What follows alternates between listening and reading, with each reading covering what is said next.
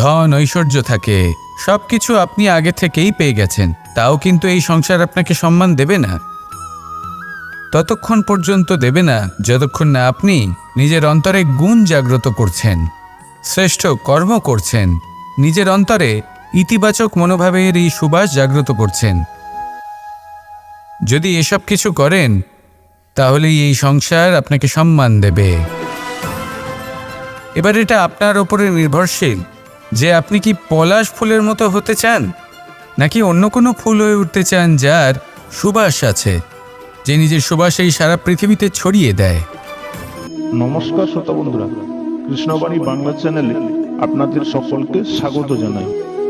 আজকের এই ভিডিওটি থেকে ভগবান শ্রীকৃষ্ণের কিছু মূল্যবান উপদেশ আপনারা জানতে পারবেন। এই মূল্যবান উপদেশগুলি আপনি কাজে লাগিয়ে আপনার জীবনে সফলতা অর্জন করতে পারবেন। তাই আজকের এই ভিডিওটি অবশ্যই শেষ পর্যন্ত মনোযোগ সহকারে দেখবেন। তো চলুন শুরু করা যাক। মানুষ যখনই কোনো পর্বতারোহণ করতে শুরু করে তখন সে বারবার পড়ে যায়, বারবার উঠে দাঁড়ায়, সামনে এগোতে চেষ্টা করে, কিন্তু যদি সে দৃঢ় নিশ্চয় করে থাকে তাহলে সে অবশেষে সেই পর্বতের শিখরে পৌঁছেই যায়। চলার পথে যদি বড় কোনো পাথর চলে আসে বা পর্বতের কোনো বড় অংশ সামনে আসে তাহলে সে তার সাথে ধাক্কা খায় না, সে পথ বদলে নেয়। কিন্তু বাধা তাকে সবসময় পেতেই হয়, আর সেই বাধা সে পায় ছোট ছোট পাথরের দ্বারা। তাদের ওপর পা পড়লে তার পা পিছলে যায় আর সে পড়ে যায়।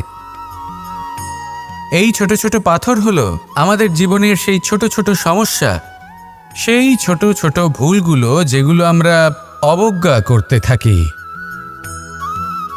আমরা ভাবি এর দ্বারা কী বা ক্ষতি হবে, কিন্তু সেগুলোই অনেক সময় আমাদের অসফলতার কারণ হয়ে দাঁড়ায়। যত তাড়াতাড়ি সম্ভব এই ছোট ছোট পাথরগুলিকে জীবন থেকে তুলে ফেলে দিন। ভুল হওয়াটা স্বাভাবিক, কিন্তু তার মানে এই নয় যে বারবার সেই ভুলের পুনরাবৃত্তি ঘটবে। ভুলটা বুঝুন, সেটা স্বীকার করুন আর সেটা শুধরে নিন। যখন আপনি এটা করতে শিখবেন তখনই খুব তাড়াতাড়ি আপনি সেই শিখরে পৌঁছতে পারবেন। আর যখন পৌঁছে যাবেন তখন এই মন প্রসন্ন হয়ে বলবে, রাধা রাধা। কুরুক্ষেত্রের রণভূমিতে আপনজনদের নিজের বিরুদ্ধে দেখে তাদের মৃত্যুর বিষয়ে ভেবে অর্জুনের মন বিচলিত হয়ে পড়েছিল। এই সম্পর্কের চক্রব্যূহতে জড়িয়ে পড়ে অর্জুনের জ্ঞান নাশ হয়েছিল। তখন আমি অর্জুনকে কিছু কথা বলেছিলাম, যেই কথাগুলো আপনাদেরও জানাটা প্রয়োজনীয়। আমাকে বলুন, এই সংসারে আপনি এমন কি নিয়ে এসেছিলেন, আর এই সংসারে আপনি কি ফেলে যাবেন?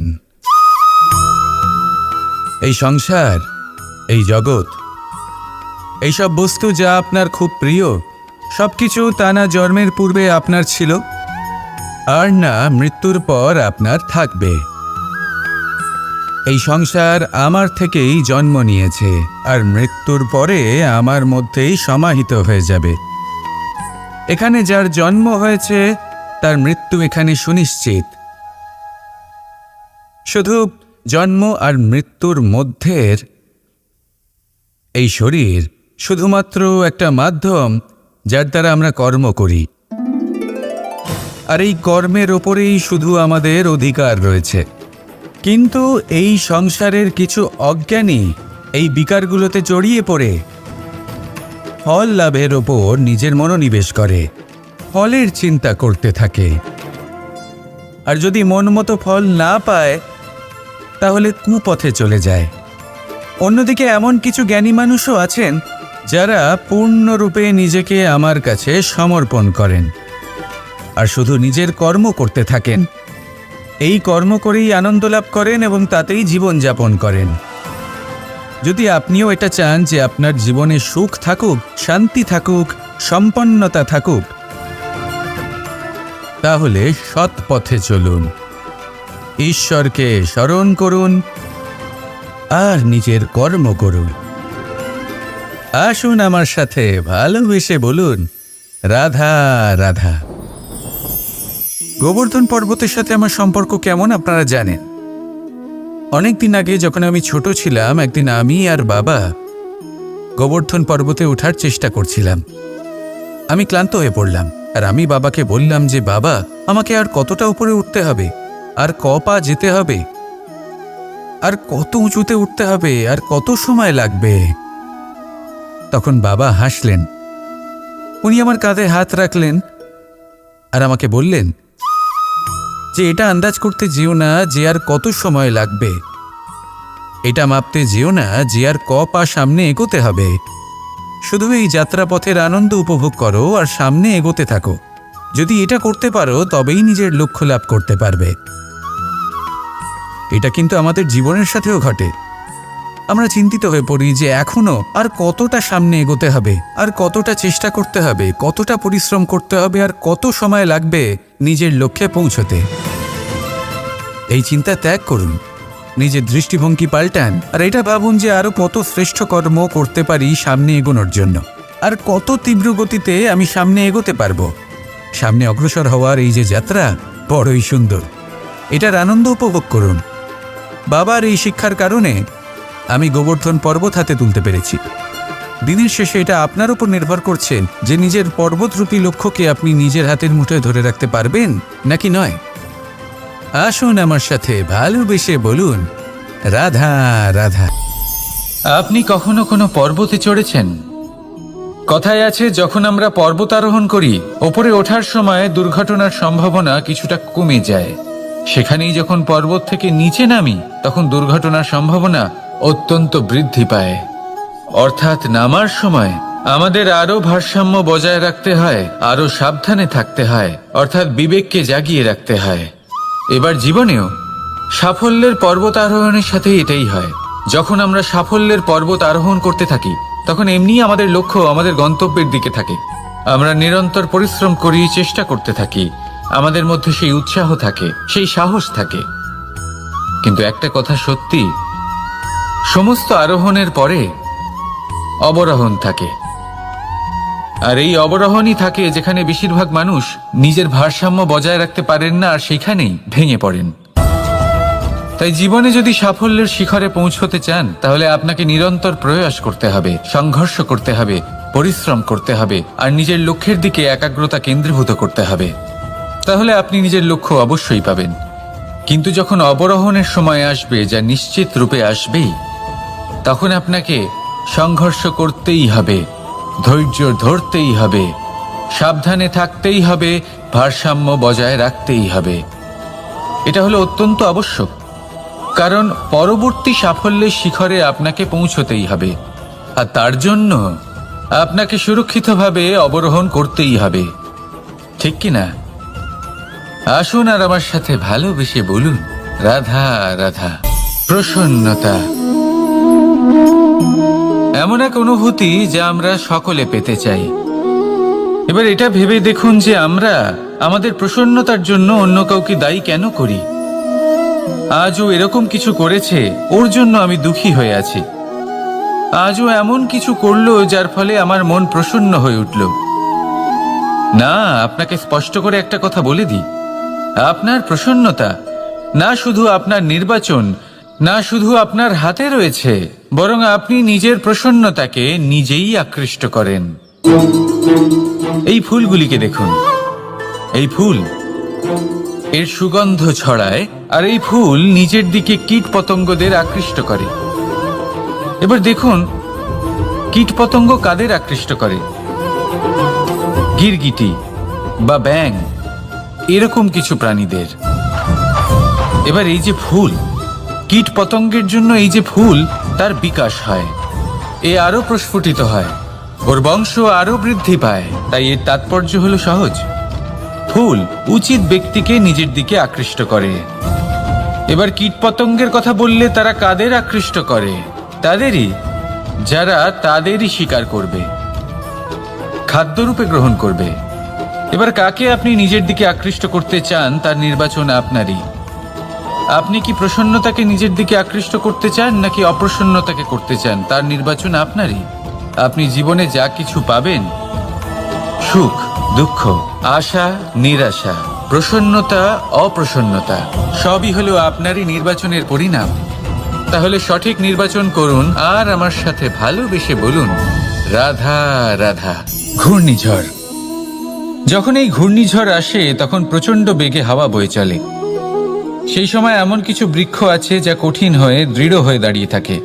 সেই গাছ যা 10 বছর ধরে বা সহস্র বছর ধরে দাঁড়িয়ে থাকে তাদেরকে আপনি খুব সহজে নাড়াতে পারবেন না। কিন্তু ঘূর্ণিঝড়, এর প্রভাব এতটাই তীব্র হয়, এর হাওয়াতে এতটাই প্রবল শক্তি থাকে যে এই বৃক্ষগুলিকে উচ্ছেদ করে, সেই বৃক্ষ নষ্ট হয়ে যায়। এবার এমন কিছু বৃক্ষ থাকে যাদের কাণ্ড নমনীয় হয়, খুবই নরম হয়। সেই জন্য যখন জোরে বাতাস বয়, কোনো ঘূর্ণিঝড় আসে, তখন এই বৃক্ষগুলি ঝুঁকে যায়। আর যখন এই ঘূর্ণিঝড় চলে যায়, শান্ত হয়ে যায়, তখন ওরা আবার দাঁড়িয়ে পড়ে। এবার এটাকে আপনি কি বলবেন? কি বুঝবেন আপনি? সুযোগ সন্ধানী? না, বরং এটাই হলো প্রকৃত আদর্শ। যখন আপনার সামনে এমন কেউ থাকেন যিনি আপনার থেকে অনেক শক্তিশালী, তখন তাকে সম্মান করা আপনাকে শিখতেই হবে। তাই মনে রাখবেন, এই সংসারে যখনই দুই শক্তির একে অপরের সাথে সংঘর্ষ হয়, শুধুই বিনাশ হয়। কিন্তু যখন শক্তির সাথে আসক্তি মিলিত হয়, সেখানে সুরক্ষা থাকে, সেখানেই কিছু নির্মাণ হয়। তাই আসুন আর আমার সাথে ভালোবেসে বলুন, রাধা রাধা। ভয়। আমরা ভয়ের বিষয়ে অনেক কথা বলি, ভয়ের থেকে সবসময় দূরে পালাই।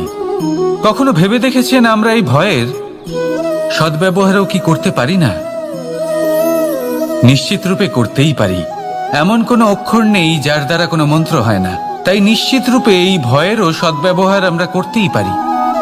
নির্ভর করছে আপনার দৃষ্টিভঙ্গির ওপর, আপনার প্রতিক্রিয়ার ওপর। ভয় যখন সামনে আসে, দুটো পথ থাকে। প্রথমটা হলো ভয়ভীত হয়ে চুপচাপ পালিয়ে যাওয়া, আর দ্বিতীয় পথ সেই ভয়ের সম্মুখীন হওয়া। সেই ভয়ে ডুবে গিয়ে দেখুন এমন কি আছে যা আপনাকে পিছনে টেনে রাখছে। নিজের সাহসকে জাগিয়ে তুলুন, নিজেকে আরো শক্তিশালী বানিয়ে তুলুন, নিজেকে আরো শ্রেষ্ঠ বানিয়ে তুলুন, আর আপনার সামনে যা আছে সব প্রাপ্ত করে নিন। সেই ভয়, আপনি তার থেকে পালিয়ে যেতে চান নাকি তার সম্মুখীন হয়ে নিজেকে আরো শ্রেষ্ঠ বানাতে চান? সেই চয়ন আপনারই, প্রতিক্রিয়া আপনারই, দৃষ্টিভঙ্গি আপনারই। আসুন আর আমার সাথে ভালোবেসে বলুন, রাধা রাধা। কখনো কোনো বনে আপনি আগুন লাগতে দেখেছেন? এমন ভয়ানক আগুন লাগতে পারে সমস্ত বন জ্বালিয়ে দিতে পারে। সেখানে যে বনস্পতি পাওয়া যায়, সেখান থেকে যে ঔষধি পাওয়া যায়, সব কিছু নষ্ট হয়ে যায়। যে পশু পাখি পাওয়া যায়, বেশিরভাগই নিজের প্রাণ হারিয়ে ফেলে, আর যারা বাকি থাকেন তারা নির্বাসিত হন। কিন্তু কখনো ভেবে দেখেছেন এই বনে আগুন লাগে কি করে? ছোট ছোট শুকনো পাতার কারণে, শুকনো ডালের কারণে, সেগুলো যেগুলো কখনো গাছের অংশ ছিল। সবসময় মনে রাখবেন, গাছ আমরা কুড়ুল দিয়ে কেটে থাকি, কিন্তু গাছ কখনো কুড়ুলের ডগা দিয়ে কাটা যায় না। বরং এই যে হাতলটা আছে, তাতে যে শক্তি লুকিয়ে রয়েছে, এই শক্তির দ্বারা গাছ কাটা হয়। এবার বলুন, এই যে হাতল, এ কি দিয়ে তৈরি হয়? স্বয়ং গাছের দ্বারাই। এর থেকে আপনি কি শিক্ষা পেলেন?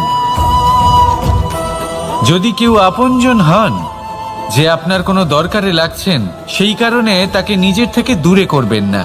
যদি তার সাহায্যের প্রয়োজন হয় তাহলে তাকে সাহায্য করুন, যদি তার সঙ্গের প্রয়োজন হয় তাহলে তাকে সঙ্গ দিন।